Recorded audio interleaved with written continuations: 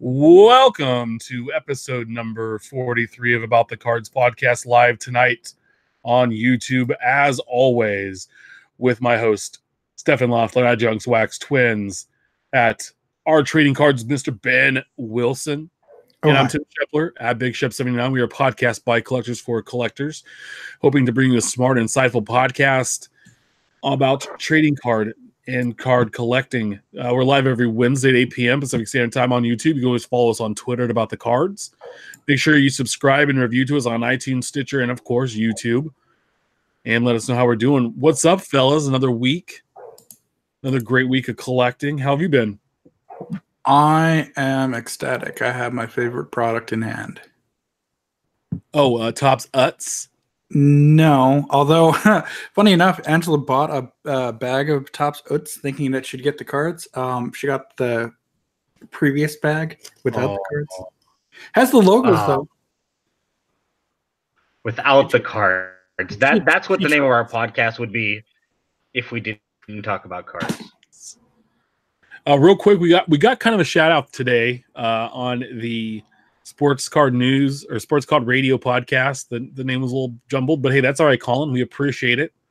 Talking about some podcasts to go listen to about card collecting. It was Mojo Break and then us, and then Let's Get That Potograph and a few more. So we do appreciate that because we are a podcast about cards. Last week, we sent out this amazing poll for all of you team set collectors out there.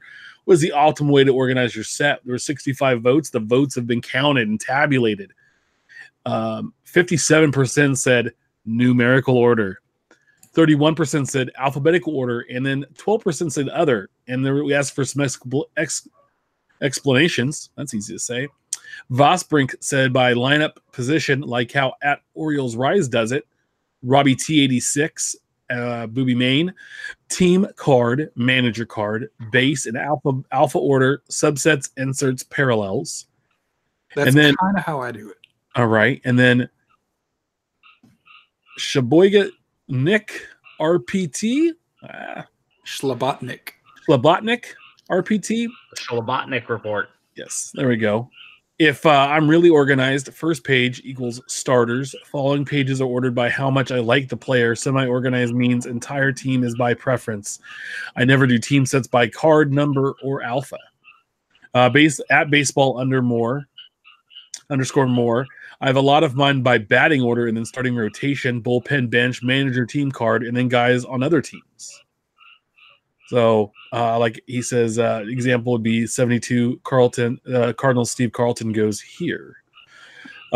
Interesting. So a bunch of different ways. So I guess there's no right or wrong way to do it. Just numerical is the best way to do it. Sure. So, you know what's funny about this whole thing, regardless, I can see like Ben just smoldering. No, because nobody's going to change their way because, I mean, if you've always done it numerically, that's how you're going to do it. And if you've done it teams, again, when I was a kid, I did it alphabetical. That's how my dad had me do it when I was, 8 years old, which is also a good way to learn, an alpha, system. And, that's just how I've always done it. I always had LaRussa at the front of the set, followed by, whoever came next, so on and so forth, all the way, A to Z. But I thought, man, when we found out how Cliff does it, at first I thought it was a joke. And you can find him on Twitter at Orioles Rise, big Orioles fan, really neat guy. I always joke when I go on Twitter and I see like 73 notifications, I'm like, there it is. Cliff Somehow I got tagged with Cliff. And, Cliff, Mark Hoyle, and our friend Nick Vosbrink are the three that if you get tagged with any of those three guys, it's over. Just assume your Twitter's going to blow up today. Yeah. But yeah, Cliff likes to do it, like positional, catcher, first base, second base, and he has it look like the diamond apparently on his 9 Pocket page. He's a really fun guy, and I would expect nothing else from somebody like him to have a unique, filing system. It's been a fun discussion over the last 3 weeks or so. We've just been battling back and forth. I think ever really since we had Big Daddy on. So it's been fun to see how everybody collects. We'll hop into the week that was last week's releases. Topps Living Week 56 sold a few over 12,000. It was the 39th best week we've had out of the 56. Card 166, Robinson Cano, second baseman of the Mets, sold 2,870 cards, finished in 164th place out of 168. Card 167, Eloy Jimenez, outfielder for the White Sox, sold over 6,300, placed in 38th place, so way up there. And card 168, Matt Carpenter, third baseman, St. Louis Cardinals, sold 2,833, 166. So third to last card. We're at 990,237 cards in the set print run so far.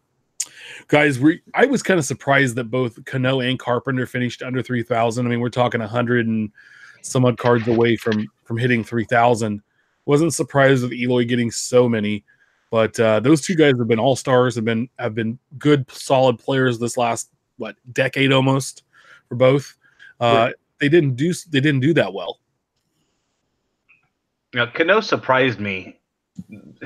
Yeah, there's always the potential of the backlash because of the fact that he got suspended last year, but he's in a New York market.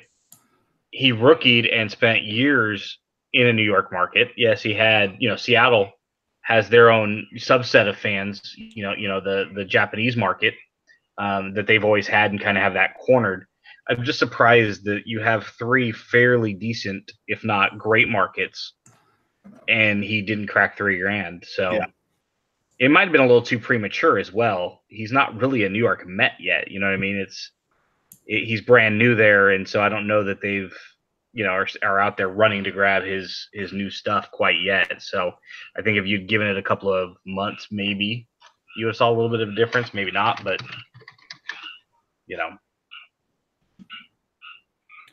No, yeah, it was kind of surprising. We also had 2019 Top Stranger Things Series 2 come out. 2018-19 Panini Court Kings basketball, 2018-19 Upper Deck ALH hockey, and 2019 Leaf Metal Draft football. Speaking of Stranger Things from last week, Angela picked up a box. She got a parallel number to 99 base card, a sketch card, so no auto, unfortunately, and a dual relic for Jim Hopper and 11. That's cool. And I think that was numbered to 50. So it was a fun break. She loved it. Well, did she though? She absolutely did. She kind of got pissed at me because I was like, well, let me open up 2 packs, and I picked both of them that had the patch and the sketch card. That's just so mean. Hey, they were at random. She had an equal chance. Mm-hmm. It's her box. She gets to open all the packs. Did she open any of your Diamond Kings today? She did. Okay. That's only fair. In her face, did she get to pull anything good? No. Well, maybe it's her then. Let's just go with her. You guys have opened a few boxes in the last week, and she doesn't hit. Hot off the presses, this week's new releases. Topps Living Week 57. We have card 169, Corey Kluber, currently the pitcher of the Cleveland Indians. He's our 5th Indian. Card 170, Nick Birdie, rookie pitcher for the Pittsburgh Pirates. He's our 6th Pirate. Card 171, Sin Soo Chu, outfielder, Texas Rangers, 5th Ranger. Will we hit 1 million next week? We only need 9,763 cards. I think yes, but just barely. I think we fall a handful of cards short. I'm talking less than 10. Really? I don't think you're going to come that close because I'm not 100% certain any of these guys crack $3,000. You know what? You could be right. Yeah, because Kluber might. But what did Greinke hit a few weeks ago, or a month or so ago, whatever it's been now? It's like they would have to sell 32,000 or 3,255 cards apiece. That's not going to happen. I mean, it's not a good group. And then the other thing too, we talked about, saw a little bit of stuff on Twitter today. The Shin-Soo Chu photo, the image that they use, to me, horrible. I think It might be the best of the week, though. I don't like the like high arch V shape smile with the sneers almost on Birdie and Kluber. Yeah. Is it because of his hair? I think that looks a little strange. Maybe. So we real quick, we had a pick, right? Just real quick in the chat room, Tony's Hobby Vault mentioned the escalating price after a few hours. For anybody that's not familiar with this set, I know we've covered it before, but after noon on Wednesdays, noon Eastern time, when these get announced, or midday, depending on where you're at, they stop selling them. So they become vaulted, and whatever's out there is out there. So you're always going to see an immediate jump of a couple of bucks on each card. So he saw Robinson Cano jump from $5 all the way to $6.90. That's common for this set, as we've seen and we've discussed. But for anybody that's new to this set or new to the podcast, that's kind of where you're at. I grabbed Ryan Braun 2 weeks ago, right before the new ones were announced, so I still got him for $5. But I bet if I had refreshed a few minutes later, because I probably got him right at the right time, I bet he jumped to $7 or $8. Yeah, I think, and then sometimes they might even go below $5. If you go back to a seller that might have overbought a guy and didn't pre-sell enough, I've seen them for like $4.40, $4.90. So a little bit of a discount. But yeah, it's always best to buy during the week. Like today, Ben told me that Brett had a Topps Now card he's sharing with Whit Merrifield, and I go to the Topps site and I look, it's $10. I'm like, God. So I pull up eBay and I go to the guys I know that sell a lot of the Topps Now and Topps Living stuff, and I found it for $5. So I bought two, being it was going to cost me $10 to buy it from Topps. So why not spend the $10 and get two cards, from somebody that's buying in bulk, and so that's what I did. But I wouldn't. Did you get the Billy Hamilton? You get the Billy Hamilton? No, I was gonna do Royals early on, but I got too far behind, and I was like, no. So I only collect special days, and I got that one because of Brett. So yeah. Plus, I've talked enough smack about Billy Hamilton not being able to get on base, and he's actually not doing too badly this year. So I still think that's what they should do, is just let him pinch run, even in the first inning. Just get him on and let him steal every base and see if he can break Ricky Henderson's record. Yeah, it'd be fun to see. We also had 2019 Panini Donruss Diamond Kings baseball come out today. About around $68 to $80 a box. I've seen prices kind of fluctuate there.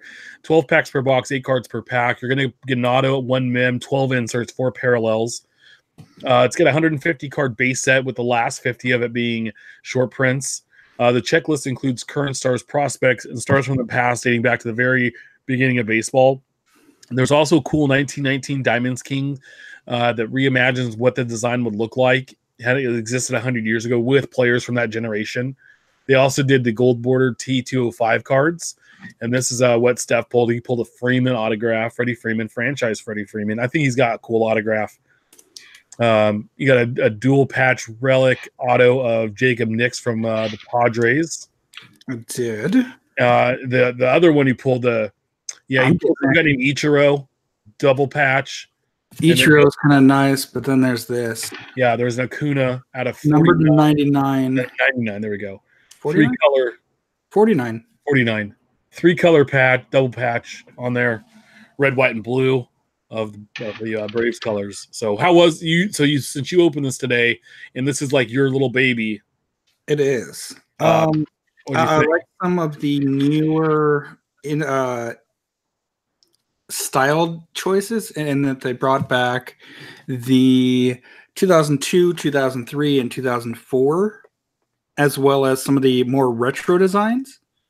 Some of the photos I saw, like in particular, who was it? I'll dig and find it here, but some of the inserts were cool. Some of the artist proof, I noticed that this year they weren't numbered. I think in past years they've been numbered to 99.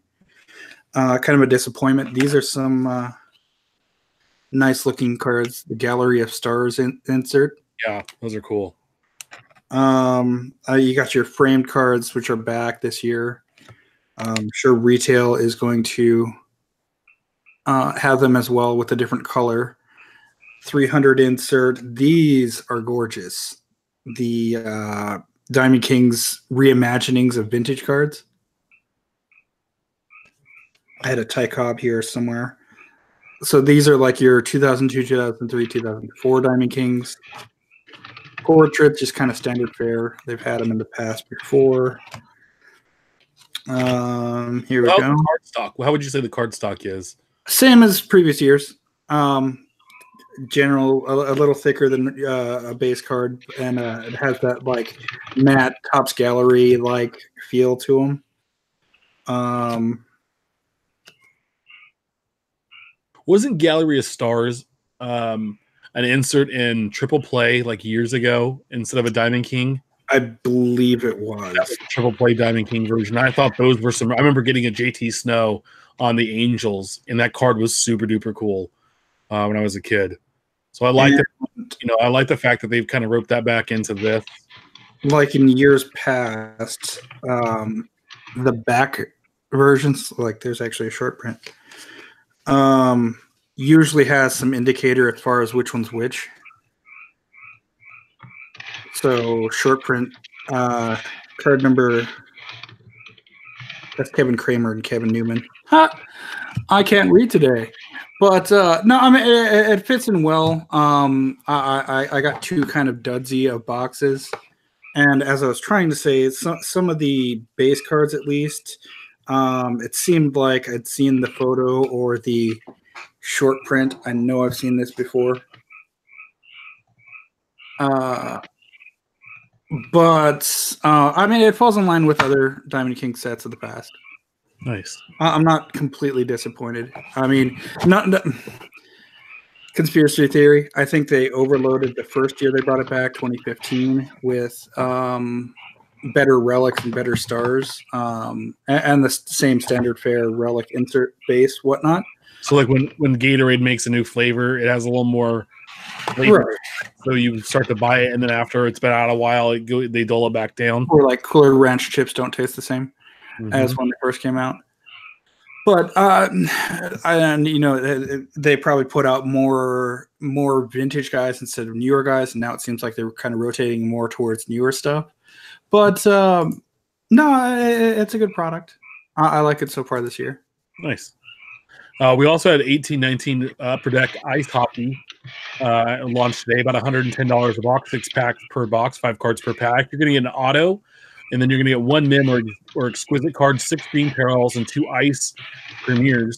It's a 150 card base set. They're acetate cards. The boxes don't have a memorabilia card. And the boxes that don't have memorabilia cards will have a super premium exquisite card. Ice is the second product of the season to carry cards from the brand, following up with the 2018-19 Black Diamond. So they had some pretty cool looking cards here. A lot of, again, colorful patches, autographs. That looks really nice. Yeah, as always. I mean, these are Upper Deck's done a really good job with some of these cards, like the Sub-Zero insert set looks cool. Mm-hmm. I kind of like the logo for it too. Ice, where it kind of makes a hockey puck. Yeah. You're just starting to try to turn me into a hockey collector. And I've always loved the exquisite. They just have it's such a Mercedes-Benz look to a sports card. Well, and this year's a good year to jump in, and that there's a huge. I mean, and really, the past several years, there's been some really good prospects to come out, and unfortunately, next year the Blackhawks get a top pick, and they kind of host us in the lottery draft, but. I mean, with Middlestat and Elias Pettersson, those are your two huge ones, and naturally Dahlin. This year's not a bad year to hop in. Yeah, get your feet wet. Yeah. So I was at the show a couple weeks ago and saw some boxes of Series 1 and 2, and just wait. I didn't pull the trigger, but maybe one day we'll hop in and grab a box, and I'll have to call and ask you who the hell all these guys are, but. And how to pronounce their names. Yeah. Yeah, like how do you pronounce that? Dude, it's Smith. I would say Pettersson. It's probably pronounced, Hill. No, There's a lot of E's and a lot of T's and a lot of S's in there that are unnecessary. it looks difficult, but yeah, it's Pedersen. Yeah, it's Pedersen, right? And middle stat. Yeah. Just drop the D. Phrasing. We also had 2018 Panini Honors Football. It comes out Friday. $315 a box. 1 pack per box, 4 cards per pack. You're going to get 2 autos and then 2 base cards or update or parallel cards. It's a 32 card base set. That's 1 for every NFL team. Most of them are quarterbacks and running backs, a few receivers, a few defensive players. Those cards are all numbered out of 99. There are updates to 2018 Score and 2018 Classic with an Opti-Chrome twist. They also have buyback autos. This, again, they have this, like that Barry Sanders you showed. It was an 89 Score with a new picture Barry autograph, so it's pretty sharp. It's a good-looking card. That, they have to go back to the only year Score football was worth a damn, and that was 1989. And then after that, I went. So that's out. But that price tag for 4 cards, and there's some cool autographs in here. Don't get me wrong. Right, I'll run down the autos here real quick. Barry Sanders, Emmitt Smith, Tom Brady, Drew Brees, Goff, Wentz, Rodgers, Mahomes, and then a slew of rookies. Yeah, but all these guys, all those vets were all numbered out of 25 or less.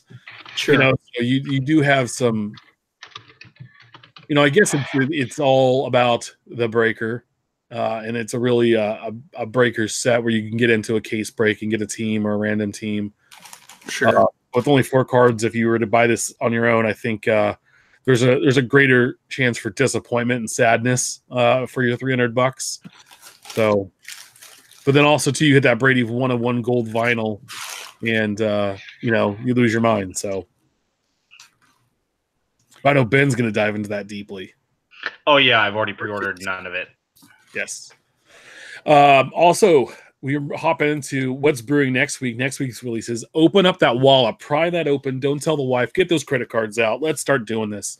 2019 Bowman, Hobby, and Jumbo release next Wednesday. 2018 Panini Flawless Football comes out again on Wednesday. Man, yeah. 2000. Yeah. Can I mention one thing about Bowman real quick? I was just putting in my checklist to see what all I was going to need for inserts.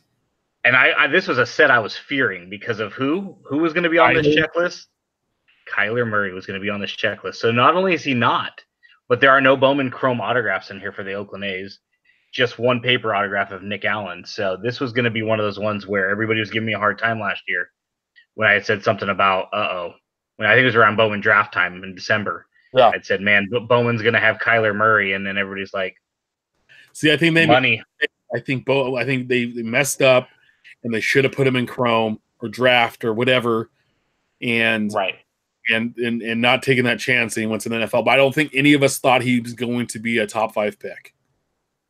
Well, and that's the thing is, I think Bowman draft was what Kyler Murray was meant for, right? That's the whole purpose of Bowman draft. And then they saved him to put him in this year's. This was the product, I think. He was going to be the headliner. He's going to buy a box of Bowman next week, and there's Kyler Murray's face on the front with Vlad Guerrero or. Well, it'd be Joey Bart because they always pull out the second pick to put in regular Bowman the following year.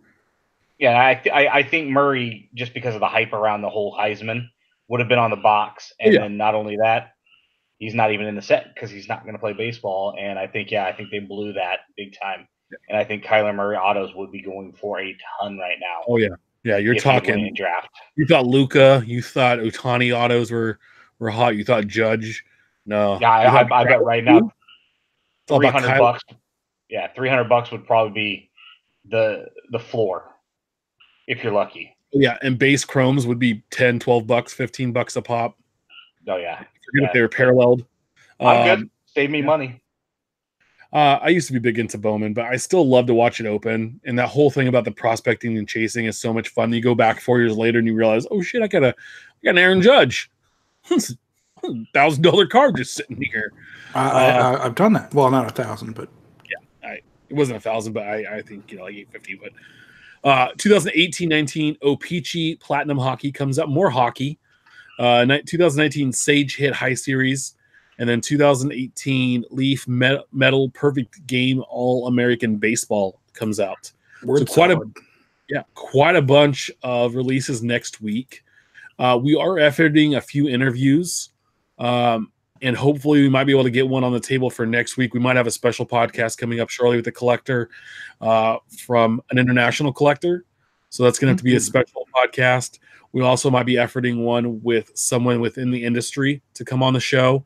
And I would like that to probably hopefully to be a separate one than an actual podcast show, normally scheduled podcast as well. So we could really talk some hobby and not to worry about anything else. So be on the lookout for that. And we also have a big announcement coming at the end of the show. So stay tuned. Lots of good stuff as we hop in Infield Chat, our hobby talk section. Guys, I want to know if you saw this. 2019 Heritage Mystery Redemption B was released this week by Topps. They first tweeted out posted a photo on Twitter of Fernando Tatis Jr. of the Padres being the guy. And then later came back and said, oops, that was a mistake. It's actually Eloy Jimenez of the White Sox. And I think this all happened within about a 10-minute period. But someone tweeted out and said, hey, guys, you're going to refund me my $900 I just spent on a Mystery Redemption B because you said it was Tatis? Nope. And So we got a screen grab here. I think it was like a 6-minute window, if I'm not mistaken. Yeah, it was not very long. It was less than 10 minutes. Somebody else had, I apparently he was offered $285 on a Mystery Redemption card. Okay, you don't know who it is, and he's like, "Is this going to go up or down?" And I thought, well, that's an interesting question. I thought about it for a second. I'm like, I bet it goes down now that we know who it is. It was going to go down before it's going to go up, because when it's a mystery, you have no clue. Yeah, right. For me as an A's collector, knowing that Jesus Luzardo is going to be the next guy for the A's, do I go out and gamble on the fact that there's a chance that those mystery redemptions may or may not be Luzardo? Now, he's injured, so there's that, and I'm not one to gamble on the what if. But my first thought was, now that we have a finite definition of who this person is, it's going to dip at some point because people are going to automatically leave the market. You don't have 30 market collectors anymore. You have one, and one alone. Yeah. But if Jimenez comes up and destroys the ball, then it's going to come up because now people are going to target his stuff. So it's interesting. And if somebody reacted within a 6-minute window and hopped on something because it was Tatis, that kind of sucks. That's bad on Topps' part. How do you screw that up? And two, how does B get released before A? Well, don't we now know who A is? I mean, it's gotta be Tatis, right? I'm assuming, but who knows? But that's just If it's not Tatis, I mean, obviously Guerrero would be the one that we would think because we've seen all the videos of him signing, but it's got to be Tatis because that person had the information. And what I think is they just mixed up the A and the B, to your point, right? A comes first. It's Tatis. Boom. There we go. Whoops. It was B. Let's pull that guy back, apologize, and then put Jimenez out there. Yeah. Or did they do it intentionally? What would their motivation be to do it intentionally? To make people speculate whether he's going to be an A or B, or now that it's deleted, okay, is he actually going to be A, or is it going to be someone else? What does Topps get out of that, though? Publicity. Other than that, I mean, because they're not going to benefit on the secondary market whatsoever. No, publicity. It just makes them look very amateurish, in my opinion. That whoever controls Harvey. their Twitter account messed up. The Oscar goes to. Yeah. To me, I don't know what Topps would benefit from at all. Honestly, I don't. It's a valid point, Steph. I just don't know if that's I don't know if that makes them look good. No, and it probably doesn't. And it's different when it's like free press, where you have other people talking about you, like we are, when collectors are. But when it's your hand, it's somebody in your building. And right now, I think that there's already enough issues with all the other stuff that's going on right now that Topps should be doing anything and everything to quality control. Yeah, to kind of further their brand name and kind of rebound from some of the messes they've already had over the last, fiscal year. Yeah. Yeah, no, it's been last 5 quarters. I just don't understand how that gets messed up. That's just me, though. Yeah. Double check your work. Yeah. It'll be interesting if Tatis is not the guy. Then it just makes the whole conversation a little more interesting to discuss. Yeah, and the funny thing is I never understood these mystery redemptions. I know it's kind of fun and speculate and stuff. I remember there was a few years back, one of them they were listing off, and I want to say it was like Puig, and it had to be back like in 12 or 13. It was when I first got back in, and they had them, and one of them they were really amping it up, and you thought it was going to be Yasiel Puig, and ended up being like DJ LeMahieu. And like, what a letdown! Yeah, I have to go back, and I don't remember what year it was, but it was early on then, and it was just like, I think that was 13 because Cespedes came before Puig. Yeah, and he was 12, and so I get the mystery redemption at the onset because if you're prospecting, you're gonna want these redemption cards. So you might be inclined to buy more product, hoping to catch lightning in a bottle, catch that next Trout, catch that next, such and such flavor of the week, whether it be, Chris Bryant and then Acuna, and I'm sure I'm missing a couple names there in between. But that's the thing, is if Tatis's stuff is going to sell very well, that's who you're going for. And then you don't know. Is it Guerrero? Is it Tatis? Is it Jimenez? Is it, the next guy, the next guy, the next guy? I don't know. Let me go grab it. Out of one of my first hobby boxes that I purchased, because previous to 2010 or so, I'd done mostly retail, a box here, a box there, while out at groceries, and really kind of exploded after 2009 when Update would have came out, and I got a Red Hot Rookie Redemption for 2010 Topps. And naturally that year everyone was chasing Strasburg and everyone was chasing this Giancarlo Mike Stanton, as it were, at the time. And I was hoping for Logan Morrison because I think they had announced names, but they hadn't announced what numbers they were going to end up as. I got Brennan Bosch. Womp womp. Who? You couldn't give me the guy who I played high school baseball with? No. Couldn't give me a hot prospect? No. Couldn't give me a hot pitcher? No. You could have Brett Wallace. Yeah. I'm so hyped when the A's got Brett Wallace. And I know you was stoked for like 4 days. And he was going to be, and then he just ended up being a fat turd.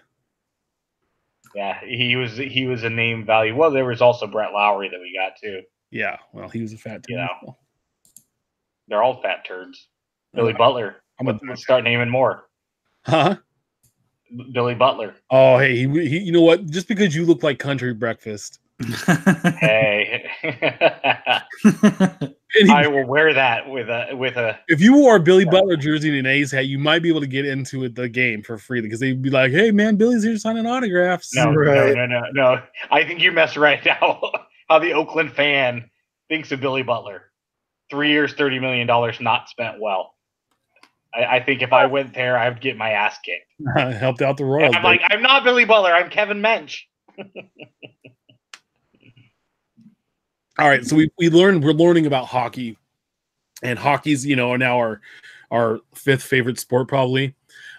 Stanley Cup prediction. So the Stanley Cup playoff started tonight, yes, and I asked the fellas to give me a Stanley Cup prediction. I told them, hey, pick a team, any team, and Ben and Steph each picked like 3 teams.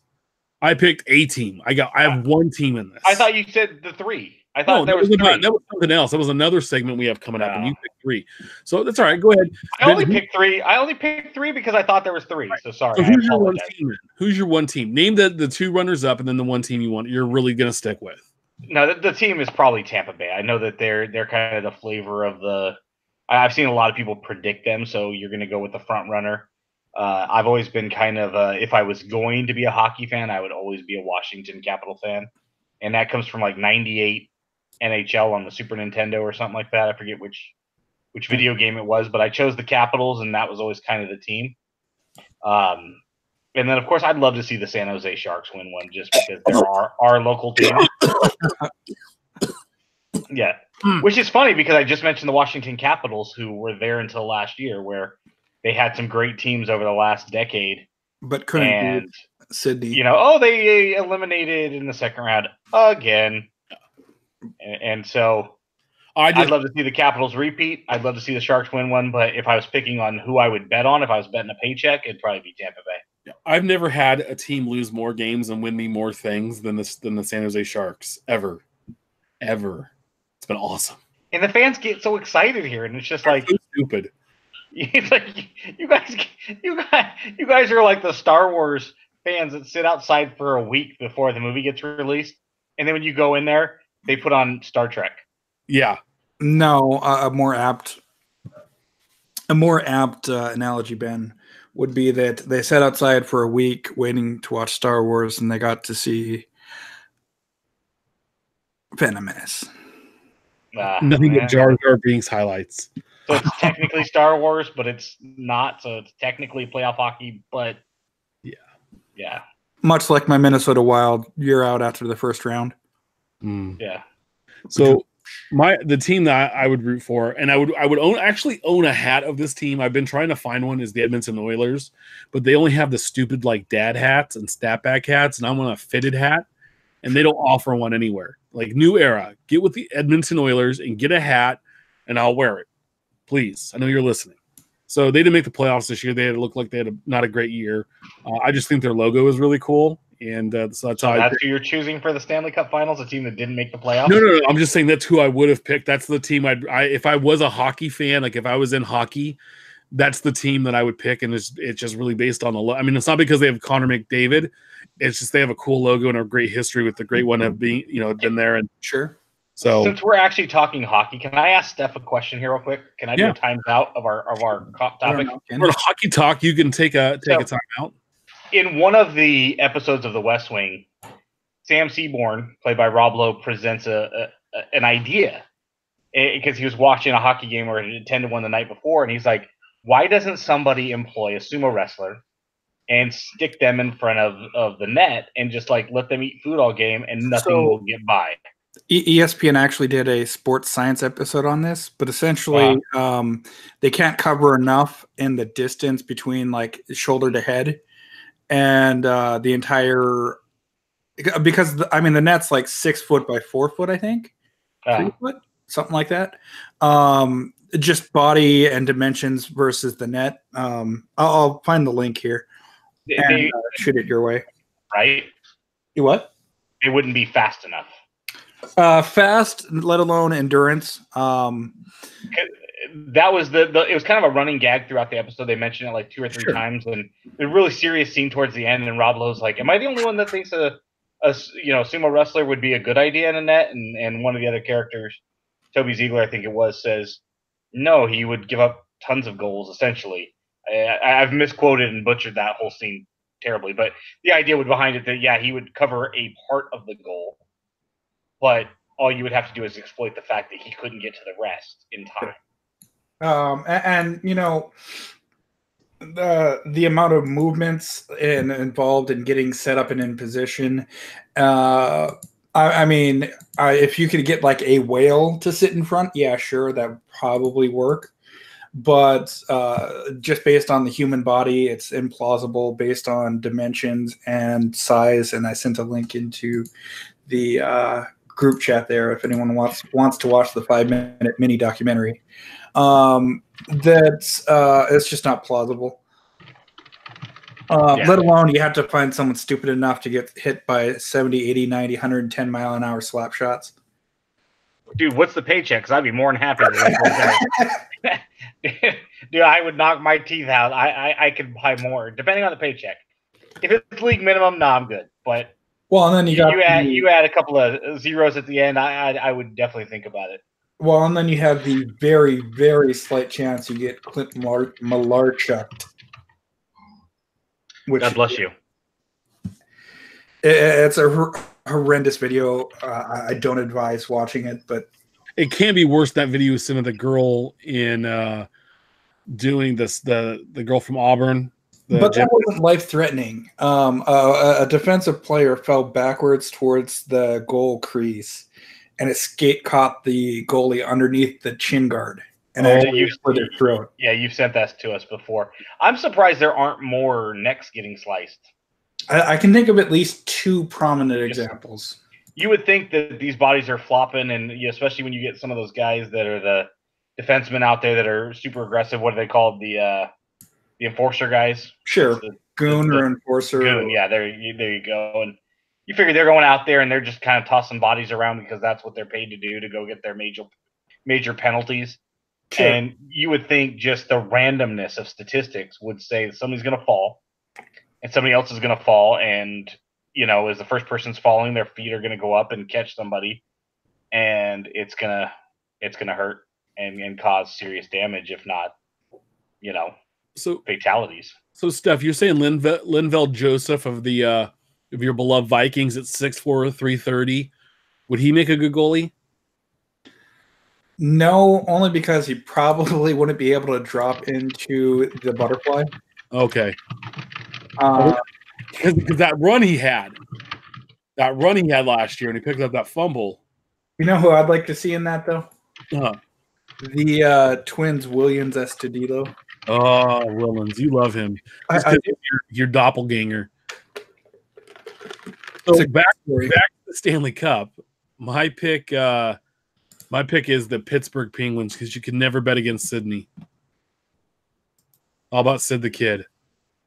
I hate Pittsburgh more than pretty much anything except for Boston sports. So I would much rather have Pittsburgh than the Bruins. Yeah, you just got banned by Scott. Scott Hermanson. That's fine. I'll buy him lunch and he'll be all right. There you go. So Steph, who's your pick to click? Well, so at work we're running a NCAA bracket style employee pool for the NBA and hockey, and I got your guys' choice selections for the NBA because I don't know anything about it. But we picked the Sacramento Kings to win it all, like your Edmonton Oilers. Clipper, a team that's not even in the playoffs because we like their logo. Yes, but no, ours is based on points versus how sure we are that they're going to win. But I do really like the Capitals to win, to repeat. The West, there's some really good teams, but I think they're going to bruise up each other. The one team that I could see escaping that is Nashville. Really good team. They kind of geared up for the playoffs. And then just based on their regular season, the Tampa Bay Lightning, I think they lost something short of 20 games. But there was a stat that the team that finished with the most points in the regular season hasn't won a Stanley Cup in something like 20 years. So they're due. So either they're due or they're not getting in at all. It's still Steven Stamkos. Can I ask you 2 questions, Steph? No. Can I ask you 3 questions, Steph? They lost 16 games, 4 in overtime. So there was a question I was listening on the way home to Christopher Russo on Sirius Radio. Oh. He was talking to a hockey guy, and I don't know who he was talking to, so I apologize for not knowing. But he asked a question, and I thought it was really interesting. And the question he asked was, why do the NHL playoffs get worse? As like the first round is fantastic when all the teams are there, and sure, it could be like a March Madness type thing where you have every team still playing, so it's just more exciting. But you typically see, like in the NFL and Major League Baseball and things, even the NBA, the competition gets tighter and the games get more intense as the playoffs progress. He goes, his thought was with the NHL, it wasn't the same way. And I can give you my, what the experts' thoughts were, but I want your thoughts first. I would say that, I mean, it's kind of like a second season. It's shorter, mind you, because you only have to do 2, 3, 4 rounds. But the play really picks up. Not the endurance, but the physical play definitely picks up. You'll see many more hits. The defense is tighter. The scoring is less usually. Sometimes not. Sometimes there's huge blowouts. But the skill level is a lot tighter. You're not going to have a Kansas City Royals versus 2003 Detroit Tigers versus 2001 Yankees or Mariners. Gotcha. His thoughts essentially were that they beat the crap out of each other because it's so physical. Sure. That you start to see teams start to wear out more. Sure. And I mean, they'll play through injuries, but you're only so effective. As the Wild saw this year, when you've got your star player out with a bruised chest or a broken knee, and they're still trying to play on it, popping pills while they're doing it, but they're only so effective. You can only put so much into a shot when you've only got half a leg. So to tie this back to cards, the second question would be, let's say that the San Jose Sharks were to win a championship this year. Sure. Right? First championship. How does that affect their collectability? Does it affect it at all? Like on a national level, not just from Sharks fans, but there's a little bit of a bump for at least a short period of time with the others. To a certain degree, all of a sudden people are going to want certain teams because they won the champion. Oh, let me go get some Mookie Betts cards because now he's won the World Series. Would we see that with the San Jose Sharks? And we're just going to use them as an example because to us they're local and they've never. I would definitely say people will start to look for Brent Burns cards, but he's in a Wild jersey if I'm not mistaken. We got hosed in that trade, but that's another story entirely for another day. No, I mean, naturally with any title in any of the four major sports, you're going to see a slight bump on the players that brought their team to victory, usually in that market. Nationally, probably not. A slight, or, if they start to win 1, 2, 3 in a row, you don't see that much in hockey unless you have like a true dynasty like the Edmonton Oilers in the 80s or the Flyers in the 70s. You're mostly going for the top 2 or 3 draft picks and waiting a couple years and seeing how well they do. I mean, look at Crosby, look at Ovechkin, look at Pettersson, look at Connor McDavid, look at who's the guy that's supposed to come out this year in the draft? Capo Kakinen, I think, is supposed to go 3rd overall. Huge goal scorer. I will say that in hockey, the defensemen do actually hold their worth a little bit more than, say, in NFL. So it's kind of interesting seeing that. But, I mean... But a defenseman is one of 6, right? Whereas an inside linebacker is one of 22. Well, exactly. I mean, you have 6 people on the ice: the goalie, 2 forwards, a center, and 2 defensemen. Yeah, so a defenseman, if you're watching it, you're a lot more. I'm a fan of whatever team. I'm a lot more likely to become a fan of my top 2 or 3 defensemen on my team, as opposed to my nickel corner or my left guard or my right inside linebacker in a 3-4 defense. Right. They're not name guys until they make a play. I mean, how many casual fans can name their entire offensive line left to right of their favorite football team? And the top 2 or 3 offensive linemen backups, those guys are never going to get cards. I can name my O-lineman. Turnstile number 1, turnstile number 2. Quarterback turnover machine. Exactly.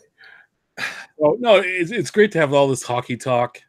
I love it. So we're as we get to learn more about it, right? Steph's our education expert on hockey. Yeah, we feel like Steph's our interviewee tonight. Yeah. A great follow on Twitter, and I think somebody that I think you should listen to just for different ways of life, or to make you think about life differently. And what I can say about what we're going to talk about next.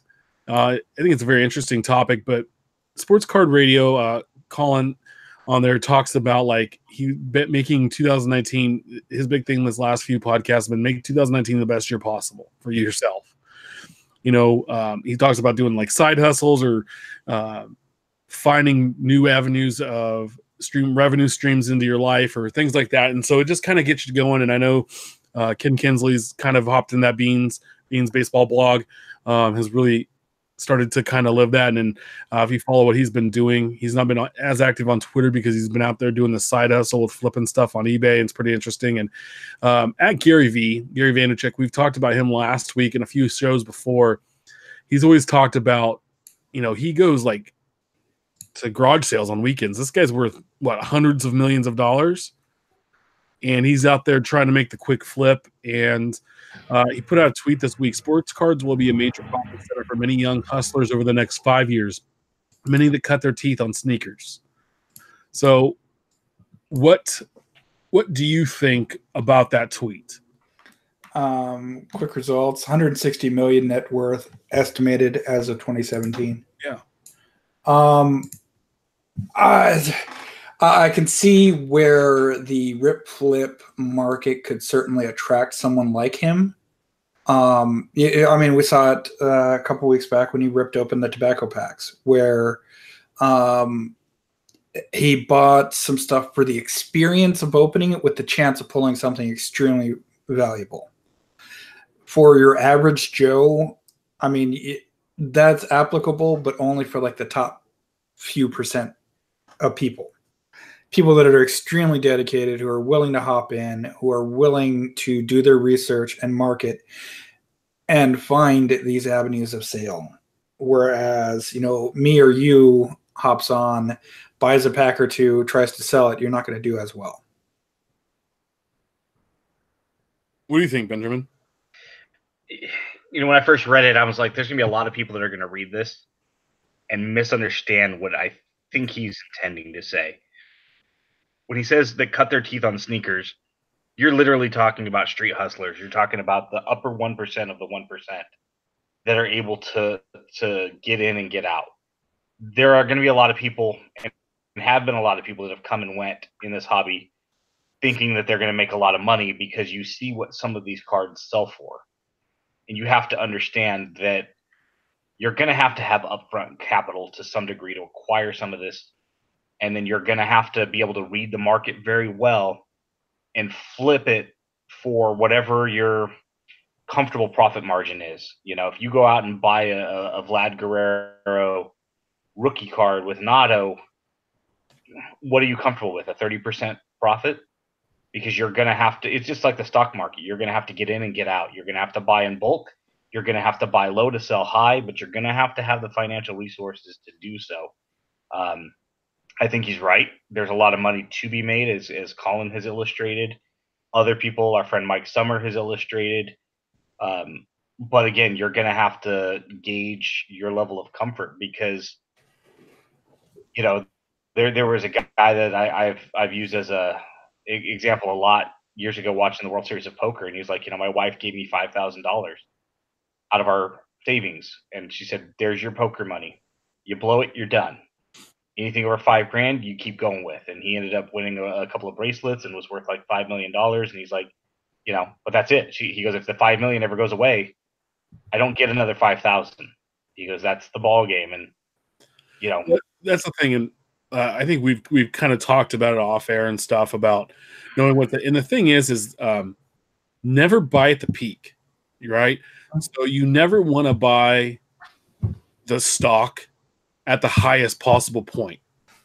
You want to buy at the lowest possible point. Like a good example is, what was that, like 10 years ago, and the stock market went to just utter trash.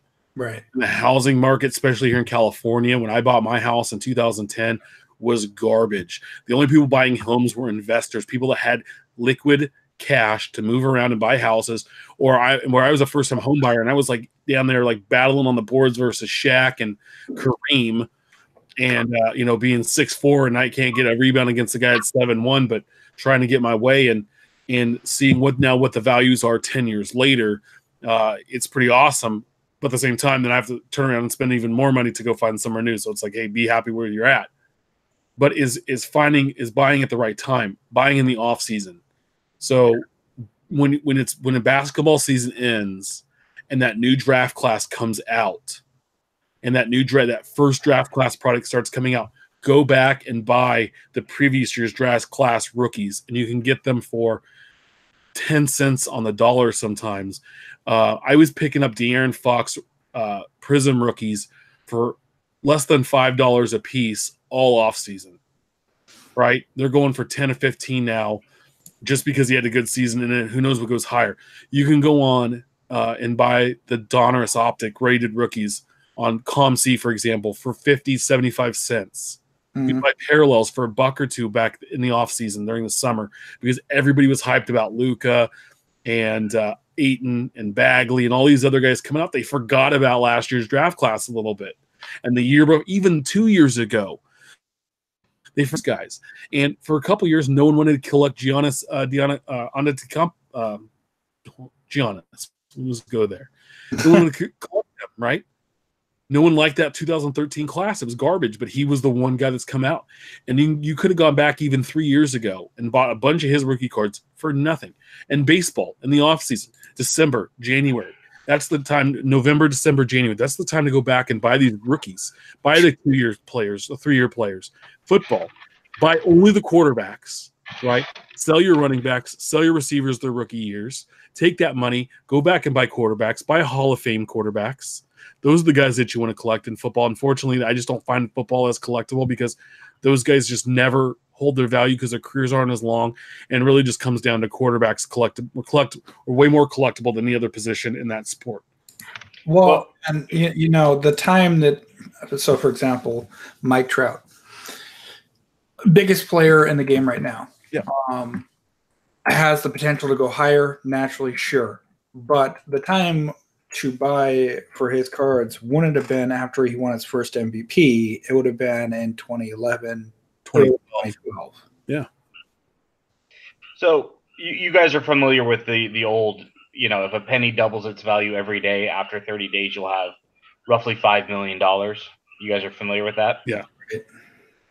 Okay. If you're familiar with how compound interest works, where essentially reinvesting your interest, you're getting paid interest against interest, and that's how your money grows exponentially. That's similar to this in what Gary's more or less his point is speaking to is, so Tim buys a bunch of De'Aaron Fox cards for $1 a piece, flips them at $5 a piece. Okay. Now you take all those $1 bills just became $5 bills. Now you need to make those $5 bills become $10 bills. So now you're in a different level of a prospect. You buy a bunch of $5 cards, you sit on them, you sell them for 10 and cash out. Then you find the $10 guys. The catch is it's not easy to identify that. If you're good at it, just like the stock market, just like the double a penny a day, just like compound interest, if you understand it, you'll make money. The problem is finding out, okay, we can all go to the dollar box and buy a bunch of dollar cards, right? If you'd bought Cody Bellinger stuff 2 weeks ago, you'd been buying it based off of last year's sophomore slump where his market was down. Right now, you do not want to buy Cody Bellinger because it's an artificial market form. It's artificially inflated. Now, if you have it, good. Sell. Get out of that stock. Now, take that money and reinvest in someone else who might be undervalued at the moment, but might be in the $5 range, so on and so forth. And then eventually, you're trading in the hundreds to thousands. That's what Gary's point is, where it's going to be a good profit center. You know, people that understand how to you know, and the how to thing flip. Is, if you find yourself after going, you know, selling the dollar cards and selling them for $5, and then you go 5 to 10, but then you start to lose your ass, go back because you were able to knock down the dollar cards for $5. You're still able to make that $4 a card. Sit there and just sit there all day. You'll have to grind a lot harder, but again, your losses will be less, and your margins will. You'll just have to sell. You'll just Walmart it. You'll have to sell more inventory to make more money. You're not going to be a Nordstrom. But if you Walmart it, I mean, they're very successful. You know, buy stuff low end, sell it cheap. You know, make your money. And so that's just, you got to work a little harder at that. But if you find that's your groove, then that's it. A couple cards I want to show So couple weeks ago, I went through the dollar bin at my LCS, and I picked up a handful of Bellinger rookies for $1. And, I probably should throw them on eBay, flip them and stuff, but I spent $1 on them. They'll sit in a box for a while. We'll see what happens. But the other day I was in there, and, they had a bunch of Bregman, Allen, and Ginter rookies. I picked up one for $1.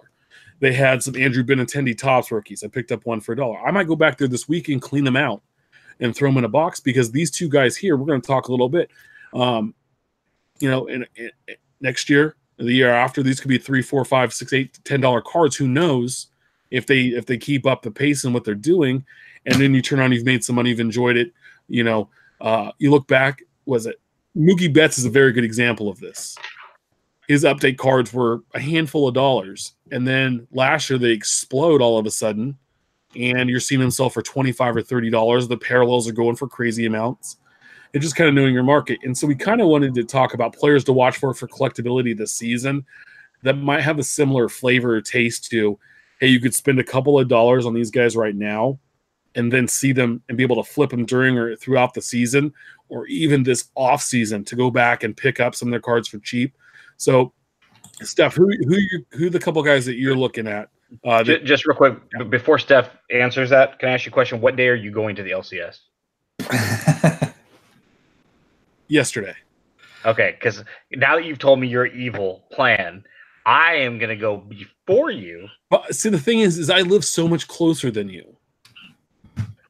And I'll take an hour-long lunch break, dude. I work in that area now, kind of. Yeah, but I still work closer than you do. Cool. Well, may the best man I'll win. be there tomorrow at 11.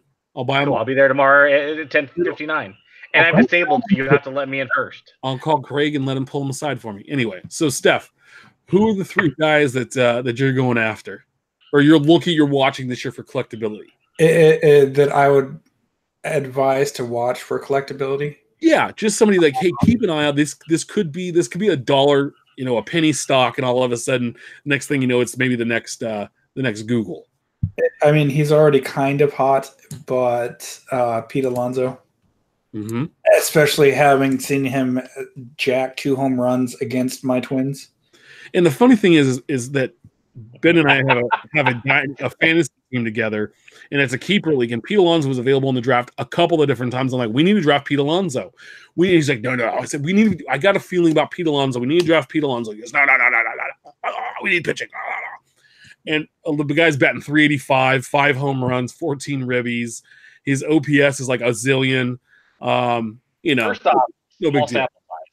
Second off, let's get this straight that it was Tim's team last year. He invited me in, and then let's get it out there that at one point you had sole ownership and would have been free to make that decision, and then you let me in, and I snaked you out of Pete Alonso.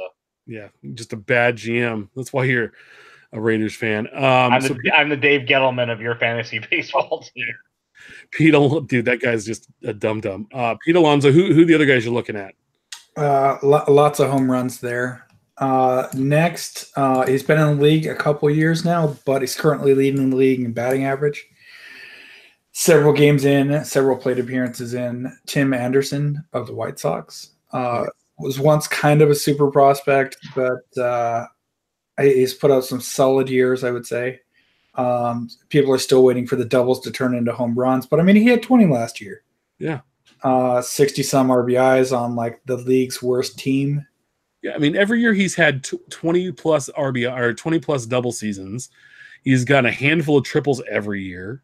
Sure. His RBIs and home runs are going up every year. His stolen bases are going up every year. He's not getting caught stolen that many times. His walks have gone up. Strikes went down from 2 years prior. I mean, he's got good. No, I like that pick. Plus, he plays an infield position. Mm-hmm. I'm telling you, pitching. Don't put your money into pitching. You'll never get it back. And then a bit of a homer pick, but look to La Tortuga for the Twins. And not just because fat people can run too, although that doesn't hurt. So are you going to get a jersey of this guy and just pretend you're him, like for Halloween? I really want to pick up one of the Twins area T-shirt company They produced like 3 or 4 different shirts of his. I saw one with a tortoise on it. Right. Yes. And the Ninja Turtle back. Yes. This guy, dude, you know what though? The guy can run, he can hit a little bit. You know? 2 or 3 really amazing fielding opportunities today too. Yeah. I mean, he's a fan favorite. That's what this is what I love about this guy. He'll play a decade, right? And one day he'll be on Topps Archives fan favorite autographs. And it'll be a hot card. And I'll pick up each one. Yeah. All right, Benjamin. Who are your 3 guys to look after? I like your list. Yeah, there's one guy I want to throw a shout out to after we're done. That I talked to Steph about. Can you hear me? Okie doke. Steph, you can hear me okay, Steph? Oh, yeah. As long as you can hear me, that means everybody else should be able to hear me. My first guy was kind of a guy that I talked a lot about over the last couple of weeks with my buddy Chris. Is Ramon Laureano, who had just an interesting trajectory right out of the gate. His Topps Now was selling for well over $100. Shortly after, within a couple of weeks. It was just really interesting. And then right out of the gate this year, his market's been extremely high, much higher than I would have anticipated for somebody that had 60 games in at the major league level that came up last August, that Houston kind of just threw away because they just didn't have a spot for him. I mean, this guy is ridiculous. I mean, he's quickly getting a reputation of, if the ball is hit anywhere near him, stop at the base, go station to station. Don't take an extra bag. He's already got 4 outfield assists on this young season. The guy is just ridiculous on the defensive side. So I don't know if his market is artificially inflated or if this is the market, but he's definitely somebody to kind of keep an eye on. His prices have fluctuated a little bit, but I still tend to think they're selling a little bit high, but I might be wrong. There might be some room for growth if you're looking for somebody that will appreciate. But at the very least, if you're investing in him, for a personal collection or for resale, I don't think he's a bad selection. I think he'll hold some value there. I don't know how Tim got in the Twins clubhouse, but hey, who can you hear me now? Okay, Tim. I can hear you now. Okay. The second guy is Christian Yelich. I think he's still selling a little lower than he probably should. He's trending a little lower. Much like a Jose Altuve, I think we're going to look back on this window and go, man, we probably undervalued what Yelich is capable of doing. And I just like the way the kid plays. I mean, he made that comment the other day when somebody said that, he's going to regress. That last year might have been a little bit high for him, and he took that personal. You saw Mike Trout rob a home run of his the other day, and the smile and the nod, greatness to greatness. It was just a cool, Yelich did the best he could and Trout robbed it. And it's just like, man.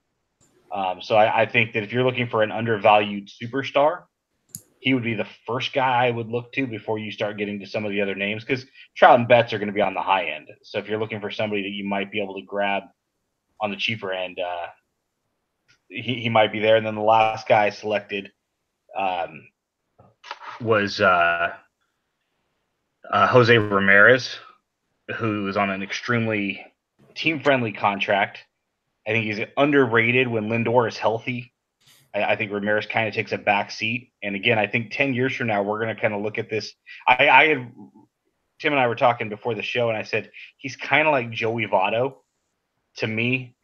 Right now, there's a lot of people, especially on Facebook, talking about whether or not Votto's a Hall of Famer and what it would take for him to get to the Hall of Fame. And it's just like, nothing. I've never once thought Joey Votto's a Hall of Famer. But then you start looking at some of the numbers, and you're like, well, maybe if you look at the numbers without the name attached. Ben. Pardon me? So that Harold Baines and Alan Trammell are Hall of Famers. But I love it for the story that he's never popped up to first base or a pitcher. But look at Votto's numbers and don't look at the name and see what you think. And I think Jose Ramirez is going to be kind of the same, where we look back and go, man, he was good.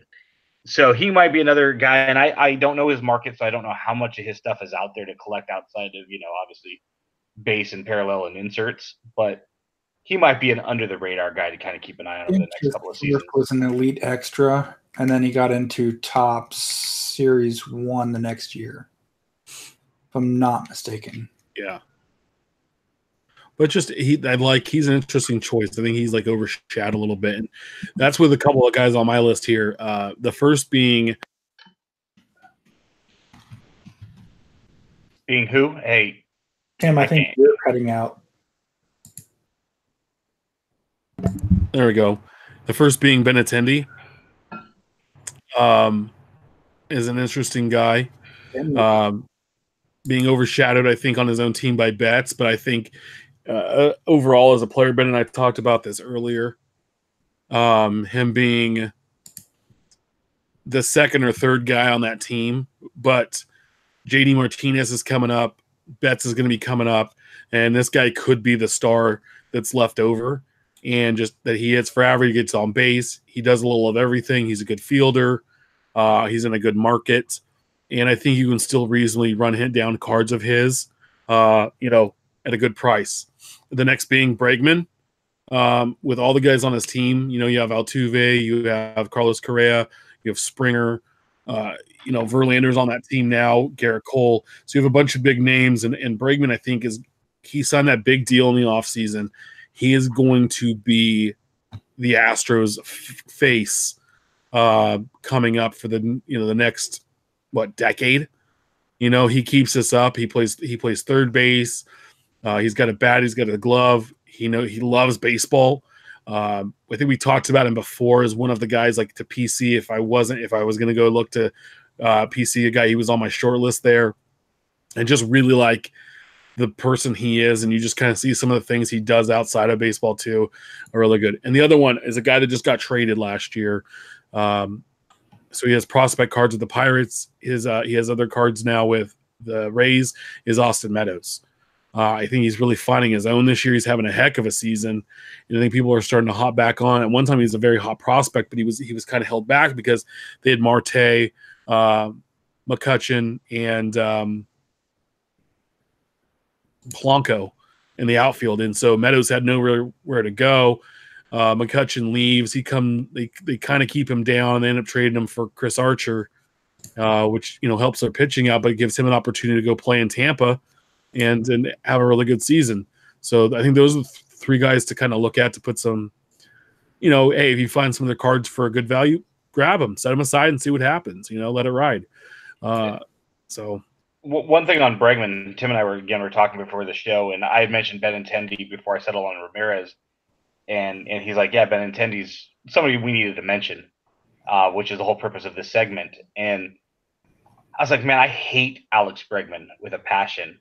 He is so fun to watch because he's such a good ball player, and he plays the game the way that you hope all your players play it. So when I say I hate watching him and I hate him, it's coming from a place of respect and admiration because he's so good. And he just kicks the living crap out of the A's. He'll come up with runners at first and second. You're like, all right, so we're down 2-1, so now it's going to be 3-1 because he's going to hit a double. And you have runners at second and third, and you just start playing out the scenario before it happens. And it just feels like every single time you're right. It seems like the A's cannot keep him off the base paths. He's always doing something good. So it's that double-edged sword. As much as I enjoy watching him, it sucks because it's happening to the A's. But at the same time, as a fan, it's like, man, I get to enjoy watching him 19 times a season for the next decade of A's and Astros games because – Goldie was the same way. When he came up, man, he destroyed Giants pitching, especially Lincecum, and that's when Lincecum was the freak. And Goldie was launching them all the time. So, yeah, and then one last name we didn't mention, kind of throw a shout out for Chris Torres' guy. Tim Beckham's another guy. He's pushing 30, having a great year this year. He's kind of been tossed around a little bit. He was with Baltimore last year. But that's another guy you probably could pick up on the cheap. And I don't know how much room there is for growth if you're looking to, set this cards aside in a box and hope for them to maybe one day be worth a lot because he is 30 or going on 30. Yeah. But if you're looking, he's another guy. Right now he's hitting 400, 4 home runs. He's having a great great April. So, well, I kind of the last thing we want to talk about too kind of touches on selling. So, real quick, it's there's some Twitter accounts that have popped up lately that are like sell only accounts, right? And the question is, are they kind of ruining the Twitter community? It's gone back and forth where people are just using the Twitter to repost their email links, dime sales, or whatever, and you just get flooded. You start to follow an account, and you're like, okay, cool. Like they follow me, follow them back, and then all of a sudden, it's nothing but basically ads for all the cards they're selling. To me, that's like an automatic, like, hey, unfollow. I don't need to see that in my timeline. If somebody I'm friends with on Twitter is looking to sell a card or is going to start to sell cards, like my thing is like, okay, that's awesome. Start a blog, list all or whatever you need to do, and start and just send a link. Hey, I'm going to do a card sale this week. I'm going to list them all here. Here, there's going to be a picture of the card and the price. There you go. Or, hey, check out my store. I have a lot of new stuff in it. Here's the eBay link. Send that out twice a day. That doesn't bother me, but seeing just nothing but like 10, 12, 15 tweets in a row of you just retweeting your cards for sale is just obnoxious to me. Where you have it where it automatically posts from eBay onto your Twitter account. Mm-hmm. I'm not against following people that have the occasional post or etc. But if your entire feed is just eBay feed after eBay link after eBay link, I'm probably not going to follow you just because that's all you're doing. But if you start to get actually involved in the hobby and involved with people in the community and you're actually responding, and it's not just contest, eBay link, eBay link, eBay link, eBay link, well then why are you on Twitter? Yeah. Or Facebook or wherever. No, I unfollowed an account that recently followed me this morning because that's all it was. He had like 1,300 tweets so far, newer account, and it was just nothing but everything. And it's just a lot of dollar, nickel, quarter crap that nobody wants. Maybe somebody will grab it here or there, but I unfollowed him. He unfollowed me back. And I'm like, you know what? I'm just going to block the account because it doesn't do me any good. There's nothing there that I would want. And I don't need it popping up on my timeline because other people are retweeting his stuff. Yeah. People know what I buy. And I posted stuff for sale tonight. I bought that lot of purple Gypsy Queen. And I got some stuff for both of you guys, myself, and I had some left over. It's like, hey, it's for sale for trade. But that's different. Yeah, it's once in a while. It's the guys that are 90+%. I'm all for it, and I'll be more than happy to retweet all of our friends. Hey, if you're buying or if you got something for sale or you've got something for trade, and I know I've got more followers than you do, or different. Different followers, I'll be more than happy to toss you a retweet or if I know that hey, Joe's got something for sale and it's a specific player or team, I'll reply with a couple of accounts that might be interested. Yeah. But when all you are is nothing but an eBay ad or you're going through your dime boxes. I mean, I'm all for entrepreneurship, but you can open up a thread. And in fact, when I tweeted this out this morning, I replied to my own thread 3 or 4 times expressing my point in 1,000 characters instead of 280 characters. And if you didn't want to read what I had to say, it's one tweet. Pass on by. But there were 3 subtweets. Same thing. Put your thing in there and reply to it 20 times with all you. That way I can open it up and I can just scroll down that entire thread and see what all you have for sale. I'm okay with that too. Yeah. And I mean, blogs are free. Okay. They're easy to set up. I'm not a genius as a sub. I stole the idea from Cardboard Icons because he was going to sell. He was looking to sell some stuff, basically kind of liquidate and just move product that was filling his card area that he didn't need anymore or want. And hey, I'm going to put it all here. Come check it out. And I think he did this. It was like a month within the last month. And I think he sent like 5 or 6 tweets out about it over a few days, a period to go check it out. That's it. Very simple, easy to do. You already, on Twitter, you're already taking the picture. You're already listing the price. It's just as easy to put it on a blog page and sell the cards. And then you might even get a little bit better of a following with people doing it there. I'm a little cat out of the bag. So the three of us have talked about doing some different things. And Ben and I have really talked about trying to get to a national, and we've kind of been inspired to start to do that and build up a fund to go in 2 years is our goal. One is because we don't want to go to an Atlantic City. If I'm going to go to one, I want to go to the one in Chicago. I want to go to what people say is probably the best city that hosts it. So that's kind of the goal. And two, I want to make sure that we do this without any paycheck money. I want to make sure this is all with found money, hustle money, things that we just did on the side to get there. And so some of it's going to be different things, but we're going to have it's going to be called like TBS Sports Cards. We're going to kind of I'm going to start selling. We're going to start selling like on some Sport Lots things, eBay, and I made an Twitter account for it, but I'm not going to flood everything there. It's just going to be there to kind of communicate with the community and that kind of stuff. But it's being smart about how you're going to do it. And if you're looking to have that side hustle, then that's, do it in a smarter way and just don't sit there and flood everybody's timeline with that stuff, because it's just going to start to annoy people. I think that's really what's happening. And then this community used to be a big trade community. I have 3 giant packages going out some point this week that are trades. And all we're doing is like, hey, I have 300 of this team. I'll send you send me 300 of that team. Or, hey, I collect just this player. You collect just that player. Here, I'm going to send you all of mine. You send me all of yours.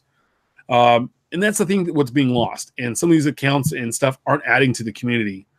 What they're looking to do is just take the money and then walk away. Well, and what Ben was getting to, if you do it the way that he described, if you're going to just have link after link or picture after picture with price and price and price, if you reply to the initial one, someone can mute that entire conversation and they won't see the rest. Whereas if you do it individually, you'll still see each and every post, obviously, as if it's its own post. So, a little PSA there. We love you all, but we don't.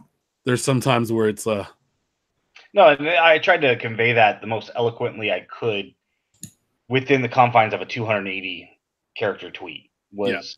I'm not trying to be disrespectful to anybody. I'm not trying to hate on anybody, any adjective you may have. I'm just trying to say, when I go on Twitter, I want to see tweets from friends. I love mail days. I love stuff you have for trade. I love seeing cards. That's why I've created a Twitter timeline that is full of that. That and sports, right? I try to keep it free and clear of politics.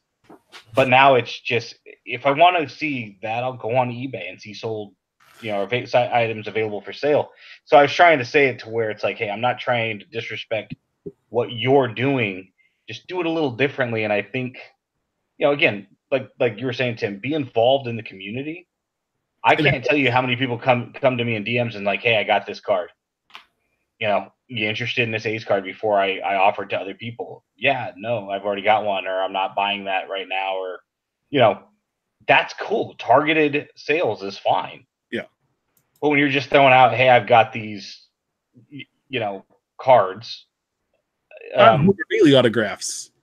And we have friends. I don't really want to name anybody by name because I don't want to call them out in a negative light, but we have friends that sell stuff that would be considered on the lower end of the scale, but they're also extremely involved in the community. It's fine. So that becomes 10% of their avenue.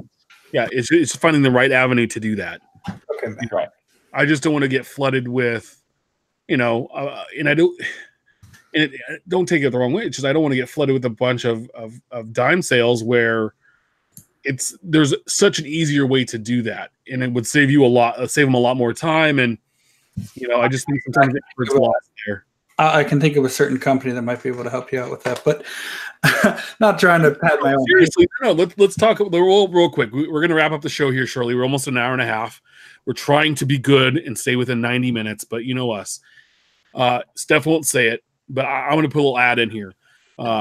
If you have parallels, numbered cards, rookie cards, prospect cards, minis that you don't want, that you want to sell and move, ComC is a very easy way to do that. Now, there is some upfront cost for them to scan and load the card there, but you know what they do is they scan the card for you. They put it on your page. You go through and you price it. They ship it out. They do all of that stuff. You just have to get the cards to them. They do all of the work. You price it. When it sells, you get the money. Then they go and they send it to the person, and then you move on. They've changed the cash out thing where your cash out's a lot less. I just sold my port on there a couple of weeks ago. Cashed out. It was just a small percentage, and the money was into my PayPal account, and I think like less than 24 hours. It's a pretty quick turnaround. I've used ComC since 2013. I've sent in a handful of shipments. It's a really good way to take cards from your inventory, get them out of your home, get them onto a site where people are actively looking for these, right? And then they go and they buy them. They might sit there a while. You got to price them, but they always have sales every quarter where it's a free promotion, like for Black Friday or for spring cleaning, or there's a handful. It's a good thing, a good one to check out. If you haven't, check out ComC. If you have questions, DM me. Here's a quick analogy for anybody. You go onto Twitter and you're trying to get into the soda aisle with a facing of your new soda, and you're up against Pepsi and Coke and 7-Up, who already own that market segment, right? Sure. Why not go to eBay, ComC, Sport Lots, whatever your choice is, and use their model, right? Go to Pepsi, go to Coke, go to 7-Up, because that's what those companies are. You know, those websites. eBay, ComC, and Sport Lots being probably three of the biggest, if not the biggest three, and use them. You know, or I think you can sell through Beckett and stuff like that. Use their model to drive your sales, because you're going to get more eyes, as opposed to trying to throw all this stuff up on Twitter, hoping that you're going to sell. Your 135 followers are going to want to buy it. Right. Yeah.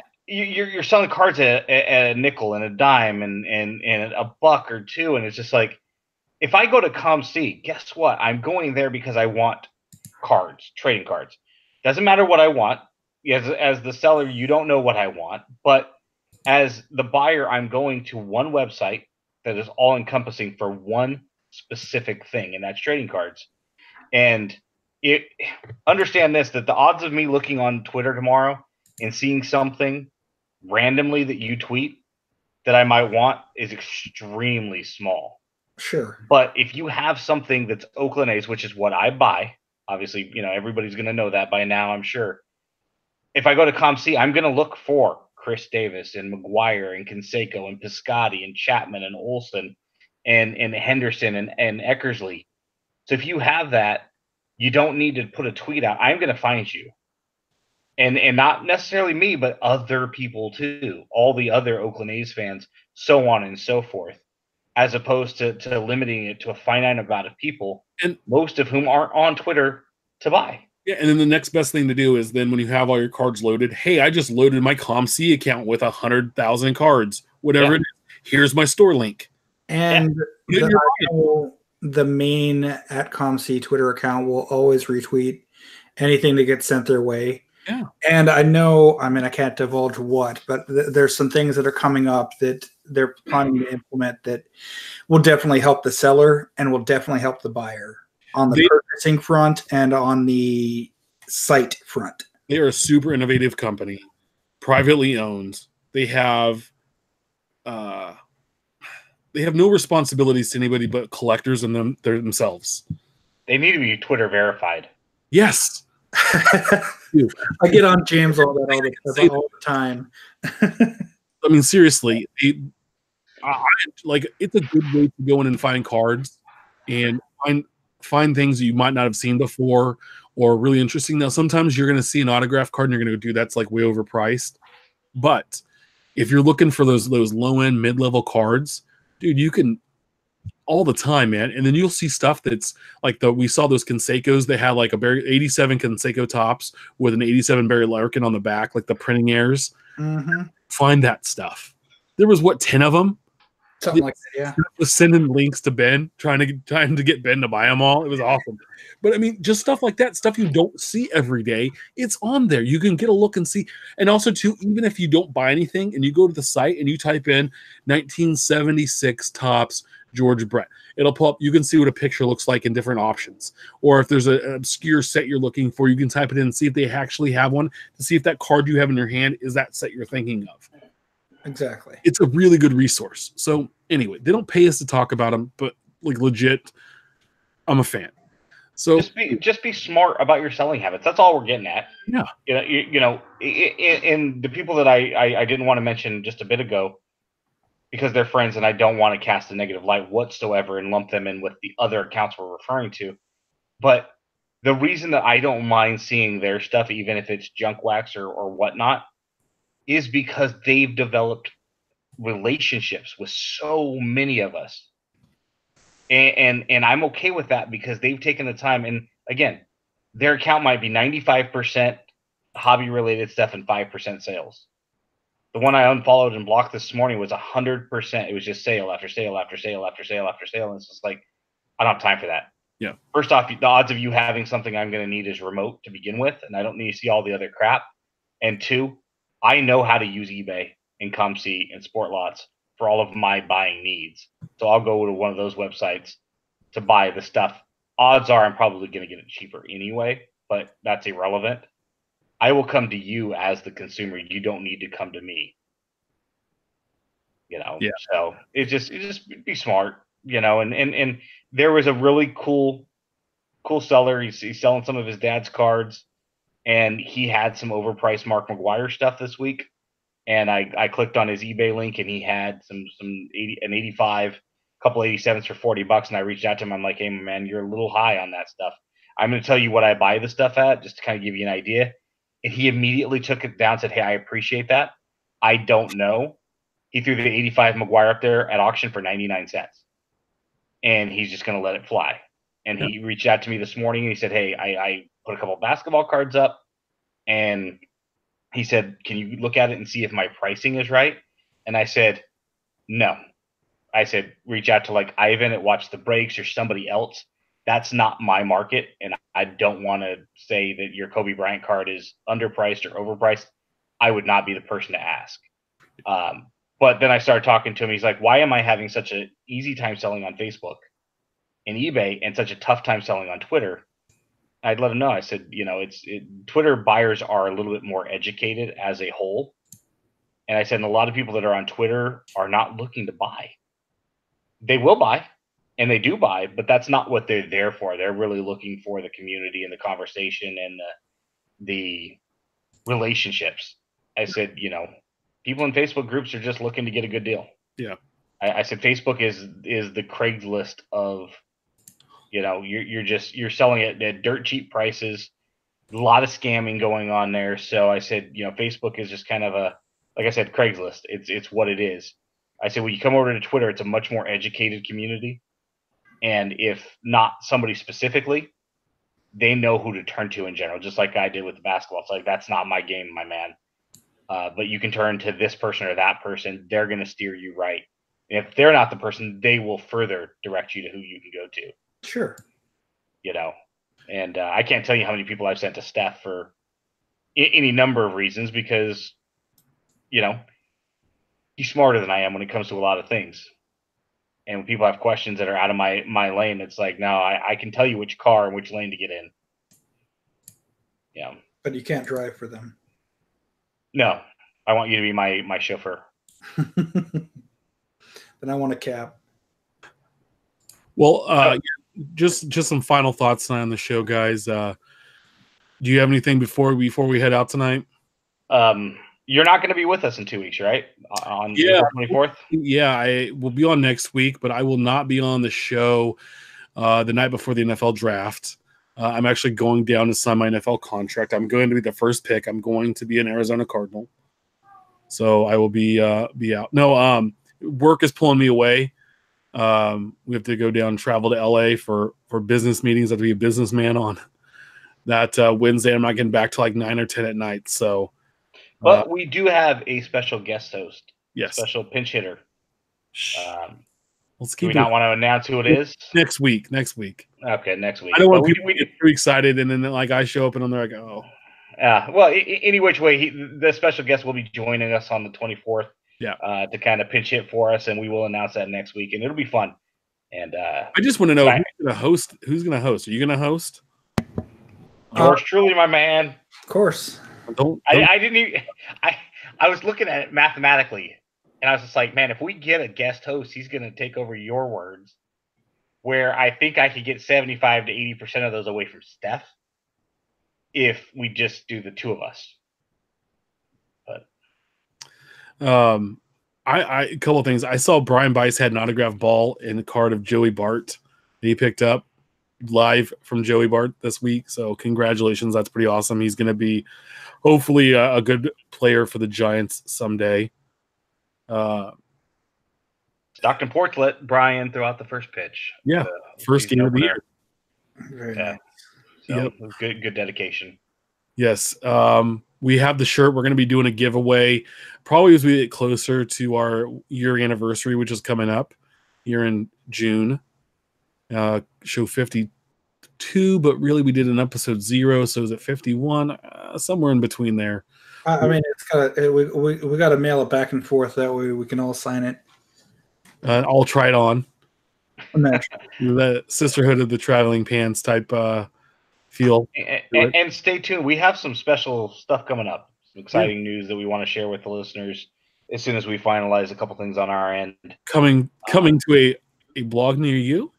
Maybe so. I don't know. There was something else, but I honestly can't remember. But guys, again, remember, we're live every Wednesday at 8 p.m. Pacific Standard Time on YouTube, 10 Central for Steph. Make sure to subscribe and review our show on iTunes, Stitcher, and YouTube. You can always follow us on Twitter at About the Cards. Follow Ben at our trading cards. Follow Stefan at Junkwax Twins. And you can always follow me at Big Shep 79. Please share your hobby stories, great pulls, and send your questions our way. Guys, if there's nothing else, we're going to head out tonight. Have a great weekend, and we will talk to you next week. Keep collecting. Yep. I'll see you guys next week.